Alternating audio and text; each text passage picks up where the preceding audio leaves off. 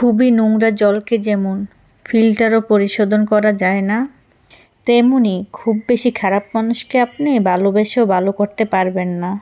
তাই এদের ত্যাগ করা উচিত, না হলে নিজেরই ক্ষতি। আসসালামু আলাইকুম আমার প্রিয় ভাই বোনেরা, আপনারা সবাই কেমন আছেন? আশা করি অনেক অনেক ভালো আছেন। আপনাদের দোয়া ভালোবাসা আলহামদুলিল্লাহ আমি অনেক ভালো আছি। আজকের ব্লগটা শুরু করলাম দুপুরের রান্না দিয়ে। আজকে দুপুরে শুধু চিংড়ি মাছ ভুনা করব। আর সাথে থাকবে পাতলা ডাল। এই থাকবে আজকে দুপুরের খাবার। মানুষই হচ্ছে আমরা দুইজন, মা মেয়ে। আমাদেরকে আর বেশি কিছু রান্না করা লাগে? অল্প করে রান্না করলে মা মেয়ের সুন্দর দুই বেলা হয়ে যায়।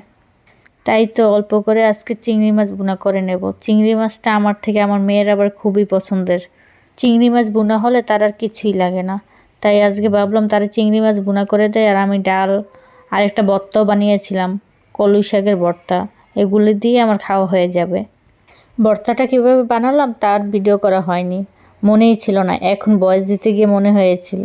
এখন মনে হচ্ছে যে ভর্তার ভিডিওটা করলেও তো আপনাদের মাঝে শেয়ার করতে পারতাম। যাই হোক, কথা বলতে বলতে কিন্তু আমার চিংড়ি মাছের মশলাটা কষানো হয়ে গেছে। আমি কিন্তু আজকে টমেটো দিয়ে চিংড়ি মাছটা ভুনা করব। মশলাটা ভালো করে কষিয়ে এখন আমি চিংড়ি মাছগুলো দিয়ে দিলাম। এখন চিংড়ি মাছগুলো একটু কষিয়ে নেব, তারপরে একটু জলের পানি দিয়ে দেব। বেশি দেব না, অল্প একটু পানি দেব, কারণ চিংড়ি মাছটা বোনা বোনাই রাখবো, তাই বেশি পানি দেয়নি। যাই হোক, আপনারা কে কোন জেলা থেকে আমার ভিডিওটা দেখছেন তা কিন্তু কমেন্ট করে জানাতে পারেন।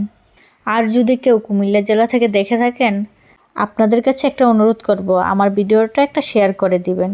কারণ আমি কিন্তু আপনাদের কুমিল্লা জেলারই মেয়ে, তাই কুমিল্লার মানুষেরা আমার পাশে থাকবেন আশা করি। আপনাদের সাথে কথা বলতে বলতে কিন্তু আমার চিংড়ি মাছটা বোনা হয়ে গেছে। এখন আমি বাটিতে নিয়ে নিলাম চিংড়ি মাছটা। চিংড়ি মাছের কালারটা কিন্তু অনেক বেশি সুন্দর হয়েছে। কি বলেন আপনারা? আপনাদের কাছে কেমন লাগলো রান্নাটা কমেন্ট করে জানাবেন। আমার তো চিংড়ি মাছ রান্না হয়ে গেছে। এখন আমি আবার ডালটা বসিয়ে দিলাম। ডাল রান্নাটার ভিডিও করব না, কারণ এই ডাল রান্না করতে আমার অনেক সময় লাগে। মুসুরির ডালটা আমি একটু সময় নিয়ে রান্না করি, তাহলে খেতে বেশি মজা হয়। তাই আর আপনাদের মাঝে শেয়ার করলাম না। আশা করি কম বেশি সবাই ডাল রান্না করতে পারেন, এটা আর দেখানোর কিছুই নেই। পরে সন্ধ্যার দিকে আবার একটা কাজে নিচে গেছিলাম।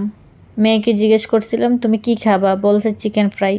তাই দুজনের জন্য 2টা চিকেন ফ্রাই নিয়ে আসলাম। এই চিকেন ফ্রাই খেলে রাতে আর ভাত খাওয়া লাগবে না। চিকেন ফ্রাইয়ের সাইজগুলো একটা বিশাল বড় বড় ছিল। পরে তো আসলে আমরা এই চিকেন ফ্রাই খেয়ে আর ভাত খাইনি। আমার মেয়েকে আমি জিজ্ঞেস করতেছিলাম তুমি কোনটা খাবা, রান খাবা না বুকেরটা খাবা? পরে ওই খেলো রানের অংশটা আর আমি খেলাম বুকের অংশটা। বাহিরের ফাস্টফুড খাবারগুলো খেতে খুবই ভয় লাগে, কারণ আমরা মা মেয়ে দুজনেই অনেক বেশি মোটা হয়ে যাচ্ছি। তাই চেষ্টা করি এগুলো একটু কম খাওয়ার জন্য। তারপর বাচ্চা মানুষ তো মাঝে মধ্যে এনে দেওয়া লাগে। যাই হোক, আপনাদের সাথে কথা বলতে বলতে আমার ভিডিওটা কিন্তু শেষ পর্যায়ে চলে আসলো। এখন আমি আপনাদের কাছ থেকে বিদায় নিয়ে নেব। আল্লাহ হাফেজ, আসসালামু আলাইকুম।